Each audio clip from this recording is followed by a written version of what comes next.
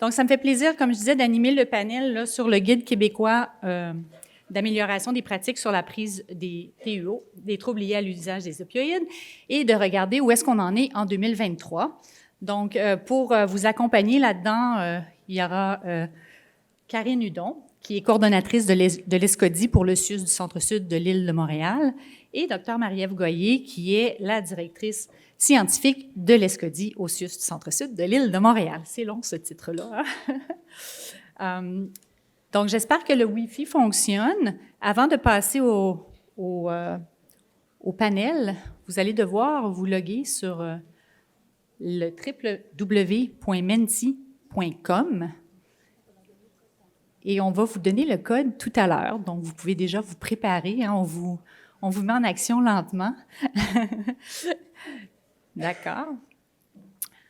Donc, je déclare tout de suite que je n'ai pas de conflit d'intérêt, puis je vais vous inviter, mesdames, à tout de suite déclarer que vous n'en avez pas également.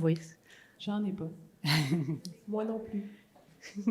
En fait, le seul conflit d'intérêt que je peux avoir, c'est que je suis vendue à l'ESCODI à tous les travaux qu'ils font, là, mais je pense pas que ça me disqualifie d'être avec vous cet après-midi.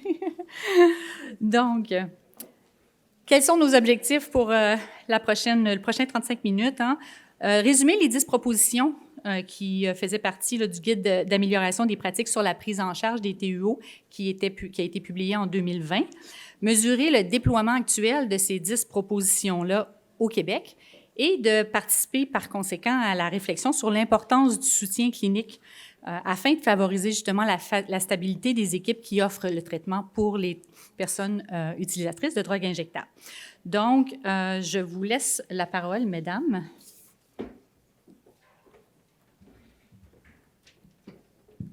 Allô tout le monde. C'est un travail titanesque qu'on va essayer de faire aujourd'hui avec vous parce que le guide qu'on veut résumer avec vous avait fait l'objet d'une journée complète il y a 3 ans. Donc, on va essayer de faire ça. Je vais essayer de parler pas trop vite, même si j'ai plein de choses à vous dire en très peu de temps. Donc, pour faire quelques pas en arrière, peut-être juste pour les gens qui n'étaient pas là il y a 3 ans, vous mettre en contexte. En 2018, on a fait 2 projets de recherche, un qui portait sur le sevrage des opioïdes dans les services des CRD au Québec et un sur les services en TAO pour les personnes en situation de précarité. On a fait la tournée du Québec plusieurs fois, on a rencontré plusieurs d'entre vous, on a rencontré des organismes communautaires, mais surtout des personnes qui utilisent des services pour bien comprendre le fonctionnement, comment c'était, leur appréciation, tant des cliniciens, des gestionnaires, que des organismes communautaires, que des personnes en situation de précarité. Quand on a terminé de faire ces tournées-là, on a écrit avec l'équipe le guide d'amélioration des pratiques que vous voyez, celui au centre. Et je vais vous faire un résumé très rapide. C'est comme un exercice universitaire qu'on fait faire aux étudiants. Là. C'est super désagréable à faire, mais je vais essayer de le faire du mieux que je peux. Puis Marie-Ève me laissait cette tâche ingrate-là. Merci Marie-Ève. Suite au guide des propositions, on a créé l'équipe de l'ESCODI. Mais avant de poursuivre, l'ESCODI, c'est pas juste moi puis Marie-Ève, c'est plein de gens. Donc là, j'aurai besoin de la participation de mes collègues. Kate, si tu peux te lever. Élise, Léonie, Mireille. Restez debout, Mireille. Julie, Marie-Christine, Barbara, Anne-Sophie, Marie-Josée, je ne sais pas si elle est là avec nous ou pas. Bref, tous ces gens-là sont des gens qui travaillent avec nous au quotidien. Merci.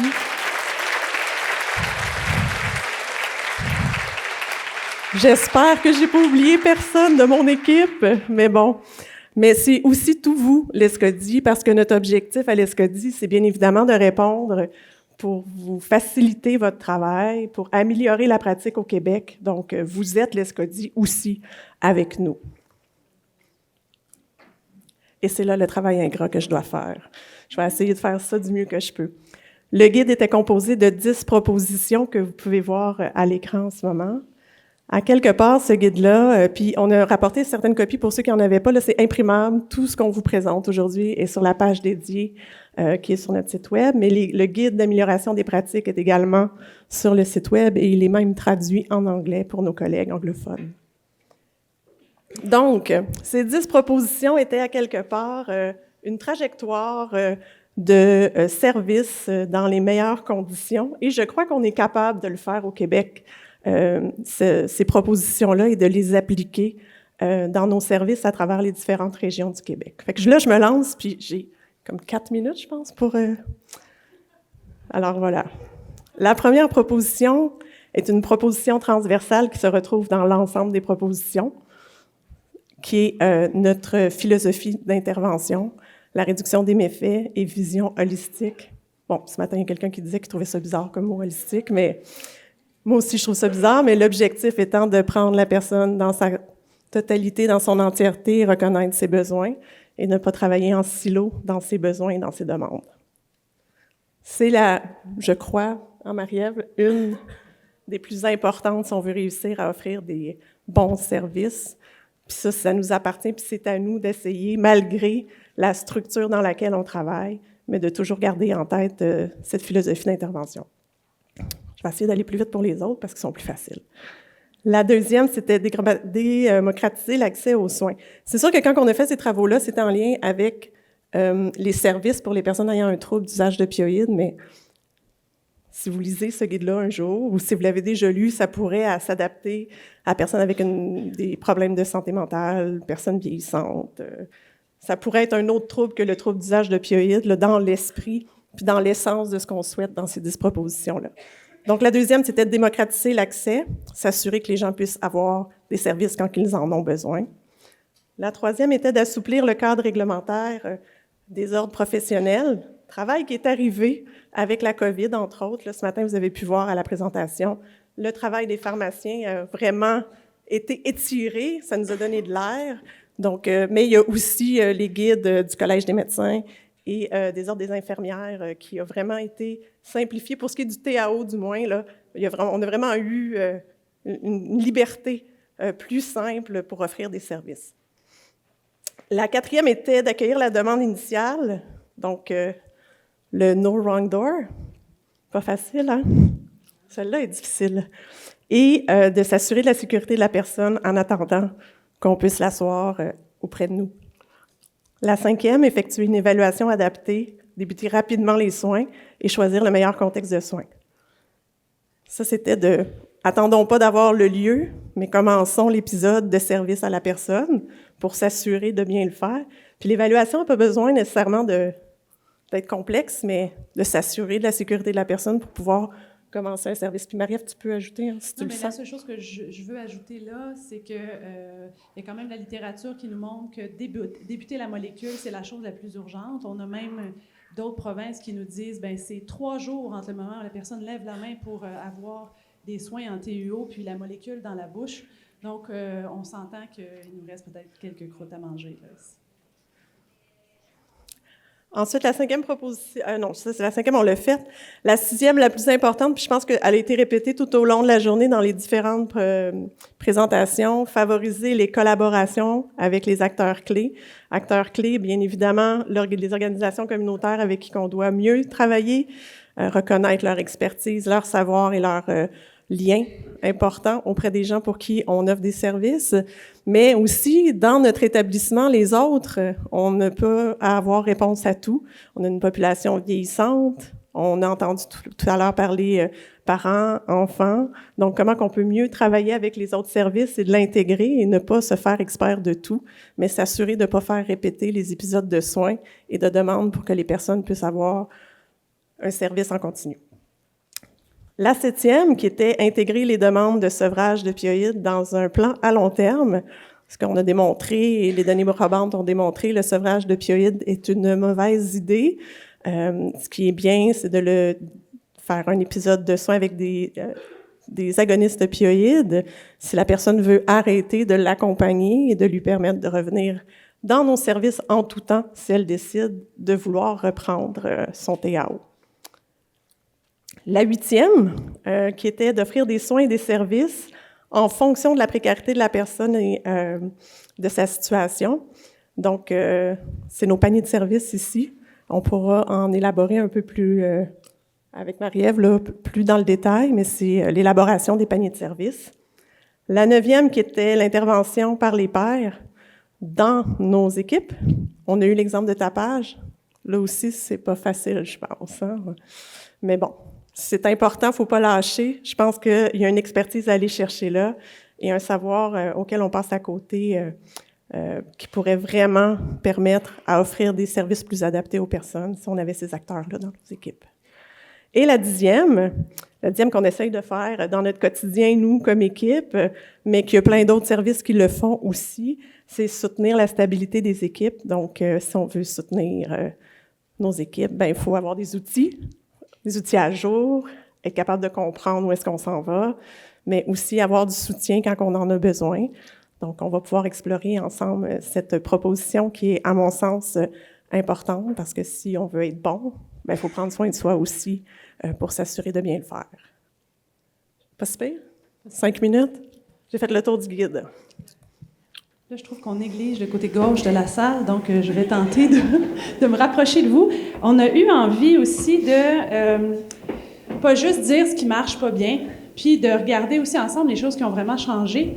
C'est les avancées selon notre point de vue. Donc, c'est tout à fait zéro objectif, mais quand même, on est en contact avec beaucoup d'entre vous. On a eu le temps de visiter plusieurs des régions, de participer et tout ça. Donc, on voulait quand même terminer la journée avec des choses qui s'améliorent, qui ont eu des changements.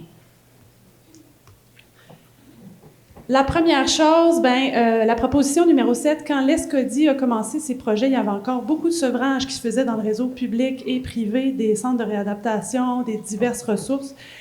C'est des sevrages qui n'étaient pas nécessairement à la demande explicite, mais il n'y avait pas d'autre chose de disponible. Ça a vraiment changé. Les guidelines aussi du CRISM ont aidé en nous disant qu'il y a beaucoup de risques à faire ça. Quelqu'un qui est dépendant aux opioïdes, il ne faut pas aller vers un sevrage, à moins qu'évidemment ce soit le choix de la personne. Et si c'est son choix, on le fait avec nos molécules traditionnelles. Donc, on the way, si la personne dit « Ah, ben finalement, c'est pas si mal, cette molécule-là, je vais rester plus longtemps que prévu », bien, tout le monde est content. Mais aussi, ces personnes-là, on essaie de ne pas les échapper après, parce qu'ils sont à risque, ils sont en danger, donc on essaie de les garder dans nos services. Et plusieurs nouvelles molécules, des options thérapeutiques. Là, je trahis mon âge, mais quand j'ai commencé, on prescrivait de la méthadone. Point barre. Là, on commence à avoir des discussions avec les patients, c'est intéressant, et même des organisations comme l'INES commencent à s'impliquer avec des guides de l'usage. Ici, en TAO, il y a aussi des guides de l'usage en alcool en passant. Donc, les choses bougent quand même, on s'investit, il y a plus de molécules au Québec. La proposition numéro 8 aussi, je pense, a fait beaucoup de changements, puis ça revient aux questions que vous posiez tout à l'heure sur un peu le drop-in, aller vers les personnes, comment on fait pour essayer de faire un panier de services autour de la personne. On se rendait compte que c'était pas clair. C'est quoi l'offre de service qu'on doit faire à quelqu'un qui a un trouble de l'usage des opioïdes? Enlever opioïdes, là. Trouble de l'usage, mettons, ou même précarité, parce qu'effectivement, on a des personnes qui sont difficiles à morceler, et c'est probablement pas l'idéal, puis ils n'auront pas à 6 endroits pour recevoir l'ensemble des services. Et ce qu'on a essayé de montrer ici, qui est très similaire à ce qu'on peut voir en santé mentale dans les données, c'est que plus la personne est en situation de précarité, plus on doit faire une intensité de service, plus il doit y avoir de personnes autour de cette personne-là, plus de disponibilité, de capacité d'attraper sur le moment, donc drop-in, le moment même, et plus on doit intégrer nos services, dans la même place. Donc, on essaye d'avoir tout sur place. Et là, dépendant de où est-ce qu'on est dans la courbe, mais ce que vous voyez, c'est que partout, il y a une espèce de minimum. L'analoxone, des dépistages des ITSS, le matériel de conso. Mais quand on est dans de la grande précarité, bien, on rajoute des choses. L'accompagnement, les prises de sang sur place, le traitement de l'hépatite C, etc., pour essayer justement d'éviter le morcellement des gens en très grande situation de précarité. Peut-être, Marie-Ève, j'ajouterais aussi que la beauté de la chose, c'est que ça donne de l'air à la personne aussi qui vient chercher des services, d'avoir affaire à une équipe qui offre un panier de services au lieu d'avoir 4-5 équipes, puis devoir recommencer à chaque fois et passer son temps dans une multitude de traitements. Fait que, tu sais, il y a toujours ça aussi à réfléchir, tu sais, oui, d'offrir les meilleures pratiques, mais les meilleures pratiques s'ils sont meilleures, c'est parce qu'ils ont une raison, c'est qu'ils améliorent la qualité de vie des gens. Puis je pense que ça, d'offrir à un endroit un minimum de services ou un maximum de services lorsque nécessaire, mais ça permet à la personne d'avoir de l'air puis de pouvoir penser à d'autres choses que ben, je suis malade, je vais pas bien. Fait qu'il faut jamais perdre ça en tête, là, quand on réfléchit à nos services, là. Est-ce qu'on fait du bien? Est-ce que la personne va avoir du temps pour elle? Si vous regardez les modèles aussi de l'OMS pour des pays à revenus faibles, c'est très, très proche de ce qui est écrit là. Et on a voulu aussi vous donner une page de référence où il y a tous ces outils-là, un peu pour contrer la perte d'expertise qu'on voit avec le roulement. Et vous avez une nouvelle assistante infirmière-chef, bien, tout est là. On n'a pas à réinventer la roue, refaire le parcours du combattant comme on faisait dans le bon vieux temps. Et puis finalement, bien, comme Karine l'a un peu dit tout à l'heure, beaucoup d'avancements au niveau de la proposition numéro 3 d'assouplir le cadre réglementaire.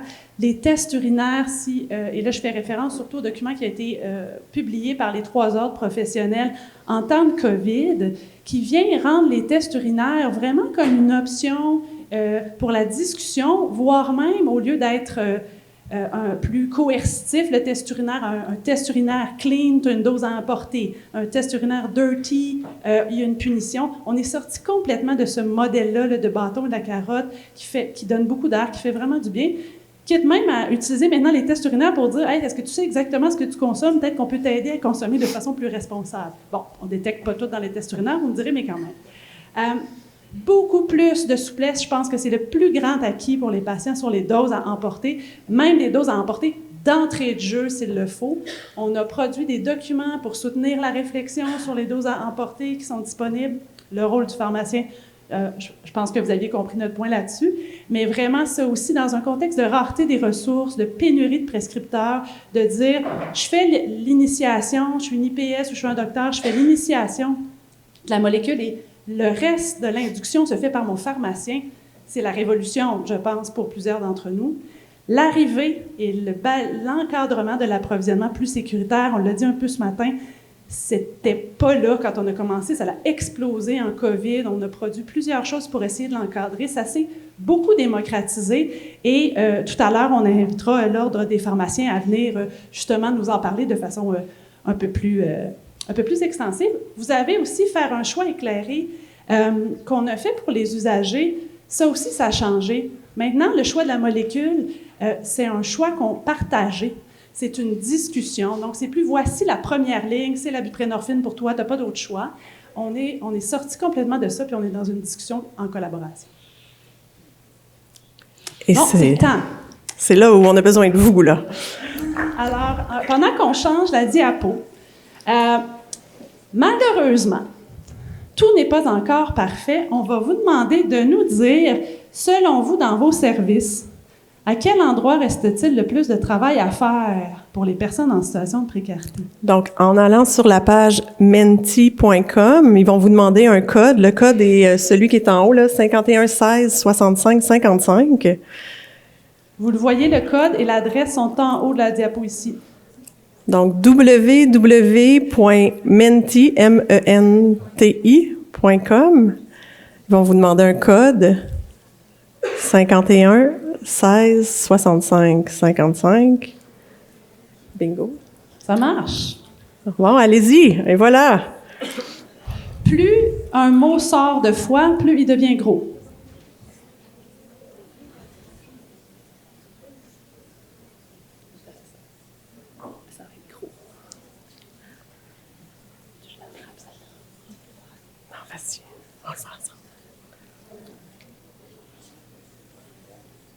Ça a l'air. C'est beau. Super. OK.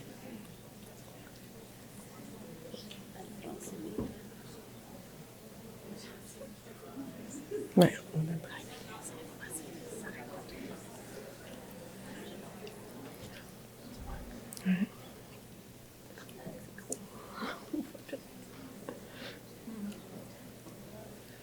Alors, pendant que vous continuez, il y a quelque chose qui se démarque de façon assez claire. Comme vous pouvez le voir, je ne sais pas si c'est une contamination. Puis, t'inquiète pas, Léa, on va vous envoyer ça au ministère. Pas besoin de prendre des photos. Il n'y a pas eu de consentement à l'écran pour prendre une photo, là, je vous dirais. Mais effectivement, il y a vraiment un twilight zone actuellement au niveau des urgences. J'aime souvent faire la comparaison de dire, à l'heure actuelle, c'est comme si quand mon diabétique rentrait en coma diabétique à l'urgence, j'y shootais une dose d'insuline, je le mettais dehors. Pas de suivi, pas d'endocrino, pas de lien, pas de traitement de base, pas de bilan. Bonne chance. Alors que il y a de la littérature de bord en bord sur les meilleures pratiques dans les urgences. On sait ce qu'on a à faire. Donc, il y a vraiment 2 poids, 2 mesures. Et qu'est-ce qui est derrière ça? Bien, il y a évidemment une multitude de facteurs, mais c'est sûr que le jour où un diabétique sort avec juste 10 unités d'insuline après avoir été en hyperglycémie à l'urgence, il y a probablement un tollé médiatique, des plaintes, tout ça. Donc, il y a quand même à la base de ça encore la proposition numéro 1, la stigmatisation, les personnes qui ont des soins, ceux qui n'ont pas des soins. Mais après ça, évidemment, formation, je vois le lien avec les prescripteurs aussi. C'est pas tout de faire une prestation de service à l'urgence si on n'a pas d'output possible. Donc, qu'est-ce qu'on va faire? Oui, je veux bien commencer. Souvent, les urgentologues vont nous dire, je veux bien commencer de quoi, mais après, qu'est-ce que je fais avec le patient? Il n'y a pas de prescripteur, il n'y a pas rien. Donc, ça nous mène dans toute la trajectoire de soins, toute la cascade de soins. Il y a beaucoup d'enjeux aussi pour les urgences, on va vous en parler tout à l'heure, par rapport aux infirmières de liaison. Le rôle des infirmières de liaison, il n'y en a pas dans toutes les urgences, puis il est probablement aussi à revoir comment ces personnes-là vont pouvoir soutenir et l'offre de services à l'urgence avec tous les nouveaux outils qu'on a, puis s'assurer qu'ils peuvent faire la liaison, mais effectivement, il faut qu'il y ait un prescripteur de l'autre côté. Right. On va tout garder les diapos, vous inquiétez pas. De notre côté, une des choses aussi par rapport à la proposition, à la proposition numéro 1 qui est encore difficile, d'entrée de jeu dans les 10 propositions, notre incroyable conseillère en éthique avait essayé de baliser le document sur des valeurs éthiques qui pourraient nous guider quand on s'occupe de ces personnes-là. Justice et équité, c'est souvent pas très bien compris. Oui, mais pourquoi vous mettez plus d'argent, de temps, de outreach avec ces personnes-là? Ben ça, c'est l'équité. Tu sais, l'équité, ça permet de donner les ressources nécessaires pour arriver au même niveau de santé. Pour qu'on arrive au même niveau de santé, pour certaines personnes, ça prend plus de moyens, ça prend plus de soutien. La justice, c'est au bout de la ligne, quand on arrive tous à la même place. Pas tout le monde, one size fits all, le même niveau de soins. C'est dur à comprendre souvent, ça, dans la population générale. Comment on préserve l'intégrité de la personne? Comment on se sent solidaire de cette personne-là? Qu'on respecte son autonomie de choix dans les molécules, dans le safer supply, dans la décision de soins, dans la décision de pas tant de soins, des fois, ou pas tant de choses que nous autres, on voudrait bien que. Et comment en même temps, on essaie de protéger cette vulnérabilité-là. Puis c'est en tension beaucoup avec notre histoire. On vient d'une histoire où c'était « c'est comme ci, c'est comme ça, voici les balises, ici on fait ça, ici on fait pas ça ». Donc on est dans un cadre, on vient d'une historique assez rigide qui a ses prémices dans la loi sur les narcotiques. Donc c'est un peu comme on nommait tout à l'heure par rapport à la DPJ. Il y a des lois derrière. Puis ça nous met dans des positionnements compliqués dans un réseau qui se base beaucoup sur des indicateurs de performance. Tu as vu combien de patients, c'est quoi ton caseload, alors qu'on a des patients super lourds. Puis des fois, ben oui, on prend 1 heure avec des patients. Cette tendance-là, effectivement, au one size fits all, donc cette difficulté-là ou cette complexité-là supplémentaire de dire « oui, mais à lui, je vais en prescrire des dilodites, à toi, je t'en prescrirai pas. » Des fois, c'est plus facile de rentrer tout le monde dans la même moule, mais ça ne correspond pas nécessairement aux besoins de chaque individu. Donc, il y a vraiment, ça demande plus de ressources, plus de temps, capacité de se parler en équipe, de justifier ses décisions à la personne. C'est pas toujours simple.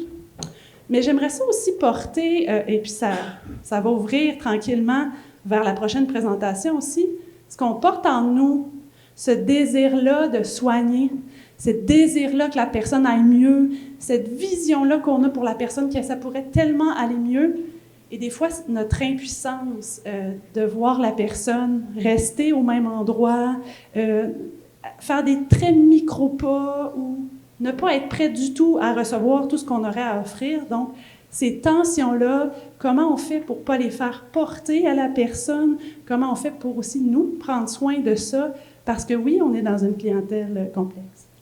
Je vous inviterais, en tout cas pour ceux qui l'ont pas lu ou ceux qui l'ont déjà lu, d'aller relire ce que Annie avait écrit avec nous pour le guide. Là, ces valeurs-là sont bien décrites au début du guide.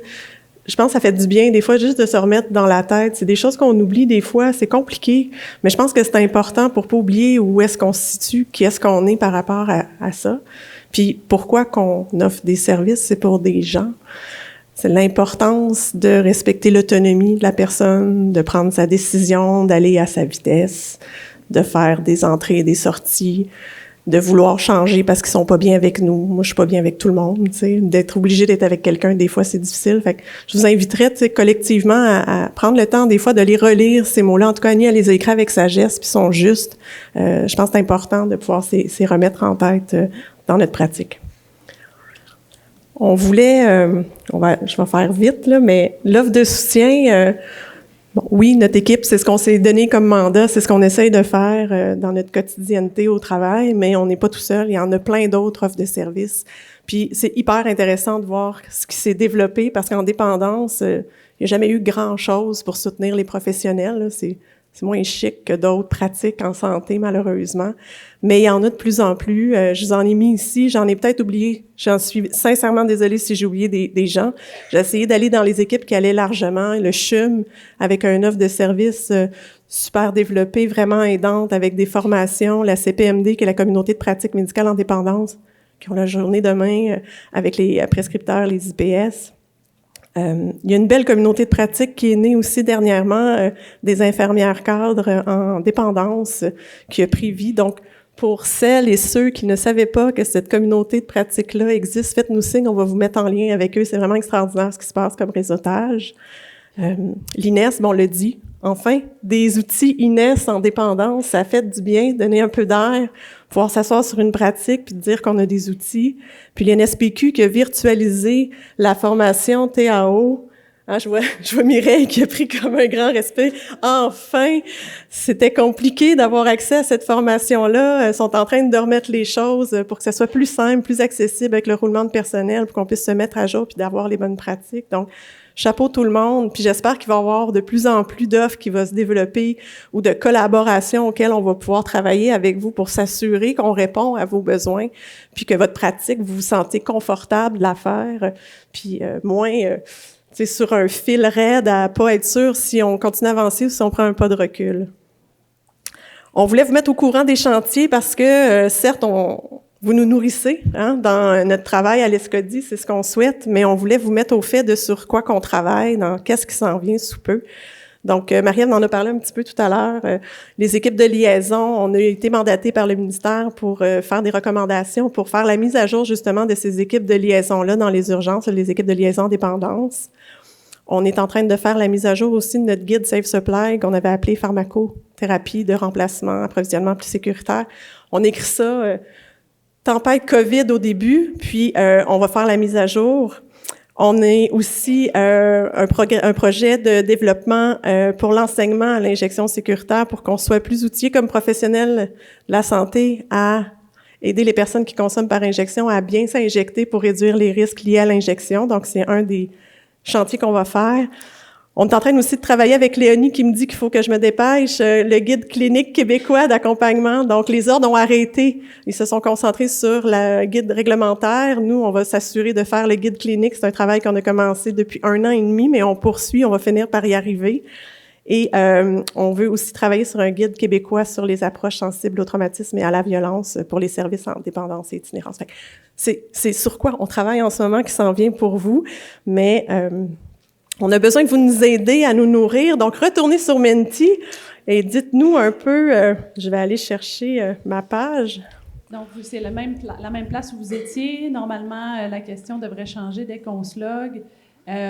Qu'est-ce que vous pensez qu'on devrait prioriser? C'est quoi les besoins prioritaires? Où est-ce que vous auriez envie d'avoir du soutien? Donc, à quel endroit... Non, ça, c'est celle de tantôt. Il faut que tu changes de diapo.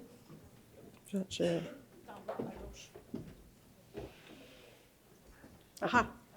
Quels sont vos besoins face au soutien clinique et organisationnel en dépendance et itinérance / qu'est-ce qui devrait être priorisé? La parole est à vous.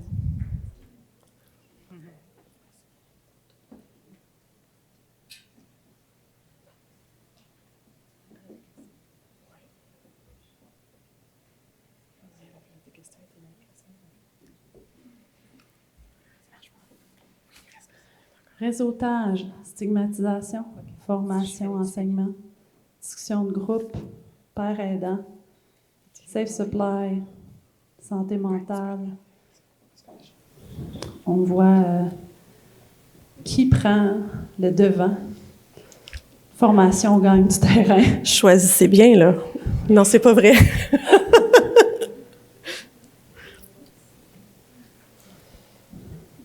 Donc, effectivement, père aidant, ça faisait partie de nos propositions. On a tous eu beaucoup de difficultés à intégrer la père aidance dans le réseau, entre autres parce que le poste de père aidant n'existe pas dans le réseau de la santé, ce qui est quand même un grand enjeu, avec des risques de continuer à précariser des personnes. Si on fait des partenariats, la personne est obligée de quitter son emploi ou d'utiliser des titres d'emploi qui ne sont pas les vrais titres d'emploi, ou d'avoir des exigences d'emploi qui ne prennent pas en compte le fait que la personne est là pour son savoir expérientiel. Donc, exactement, formation, ça tombe bien.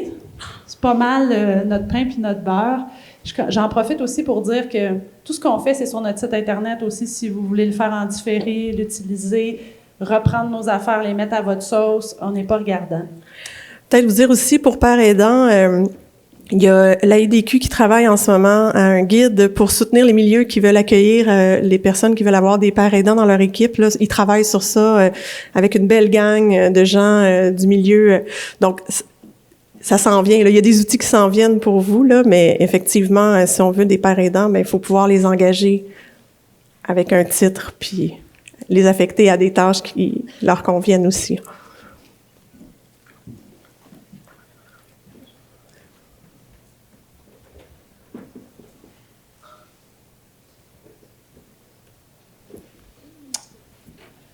Alors, on voulait terminer justement en faisant un dernier petit mot sur l'approvisionnement plus sécuritaire. Donc, Patrick de l'OPQ va terminer la session avec ton scoop tant annoncé. On vous a remis la définition de l'approvisionnement plus sécuritaire. Je pense que c'est clair pour tout le monde, là, mais c'est une vision où on n'est pas nécessairement dans une vision où on veut traiter la dépendance. On veut s'assurer que la personne n'utilise pas le marché illicite, peu importe la substance. Donc, c'est pas juste les opioïdes. On a plus d'expérience en opioïdes, mais ça peut être pour n'importe quoi qui est acheté sur le marché illicite dans un but de retirer la personne, diminuer les surdoses, la criminalité, etc. Voilà, alors, comme je ne sais pas tenir ma langue, c'est pour ça ce matin que j'ai donné pas mal de scoop. Alors, avec le collège et l'Ordre des infirmières, on a eu un rapport du coroner, dans le fond, tout à partir de là, où on demandait à l'Ordre des pharmaciens et au Collège des médecins de revoir, si on veut, ou de faire un peu une fiche ou un petit guide très succinct sur les bonnes pratiques de rédaction d'ordonnances d'opioïdes.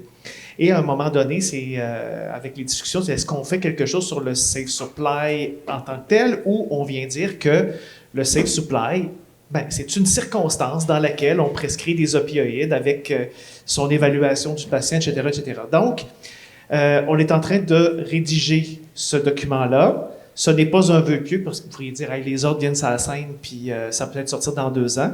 Il est dans mon ordi, alors il est là.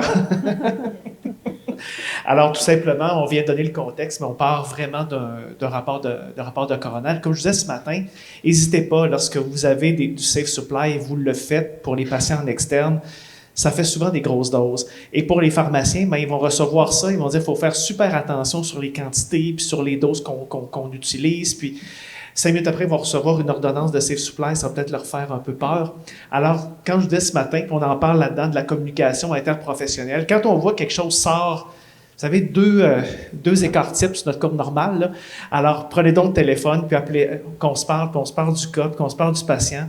Peut-être que même la confiance va se développer beaucoup plus vite entre son équipe de soins autour et le patient. Pensez aussi que le pharmacien, parfois, dans sa pharmacie communautaire, est un peu isolé du reste. Pas du patient parce qu'il vient tous les jours, mais parfois du reste de l'équipe. Donc, ce qu'on vient dire, c'est que le guide va s'adresser à qui? Bien, aux patients de douleur, aux patients, etc. Mais on parle de TUO et on va rajouter aussi dans des cas de Safe Supply. Alors, on parle de comment on doit faire, on doit rédiger l'ordonnance, comment on devrait communiquer ensemble et aussi d'avoir aussi les bonnes pratiques là, de travail interprofessionnel. Parce que c'est ça, on est parti de cas de décès malheureux où les gens accumulaient des médicaments et malheureusement passaient à l'acte. Et même parfois, le pharmacien n'était même pas au courant. Puis on comprend tous les enjeux de consentement, mais était souvent même pas au courant qu'il y avait un risque suicidaire. Alors, si on avait pu mieux communiquer, mieux avec l'accord du patient, mieux communiquer entre nous, on aurait probablement pu intervenir, fractionner les doses, parce que ce matin, on ne s'est pas parlé de ça, mais un pharmacien peut toujours aussi fractionner des doses, en servir un peu moins, le faire revenir un peu plus souvent. Mais tout ça passe par la communication entre nous pour qu'on fasse des interventions les plus appropriées. Donc, possible qu'après ça, on parle avec Escodi pour peut-être faire quelque chose d'un peu plus on pourrait dire spécifique sur le Safe Supply, mais au moins, on aura quelque chose dans quelques semaines qui va sortir et qui va nommer le Safe Supply. Voilà.